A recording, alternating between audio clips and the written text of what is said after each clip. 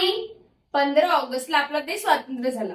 पण मला सांग, 14 ऑगस्ट 1947च्या रात्री आपल्या देशात नेमकं सुरू काय होतं? बाई, तुला आठवते का? तुझे बाबा तुला म्हणाले होते की उद्या सकाळी नवीन सायकल घेऊन देतो. तुझी ती रात्र कशी गेली होती सांग बरं. मला तर झोपच येत नव्हती. केव्हा केव्हा सकाळ होते आणि केव्हा केव्हा नाही याचीच वाट पाहत होती मी. तसंच 14 ऑगस्ट 1947ची रात्र भारतातील प्रत्येक नागरिकासाठी खूप मोठी होती. ती रात्र भारताच्या इतिहासातील सर्वात मोठ्या रात्रींपैकी एक होती. प्रत्येक जण एका नव्या पहाटेची वाट पाहत होता.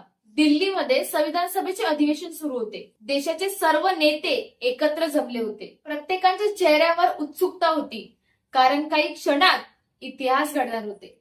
मध्यरात्री जवळ येताच पंडित जवाहरलाल नेहरू यांनी आपलं जगप्रसिद्ध भाषण नियतीशी करार सुरू केलं आणि घड्याळात 12 वाजताच भारत एक स्वतंत्र राष्ट्र बनला.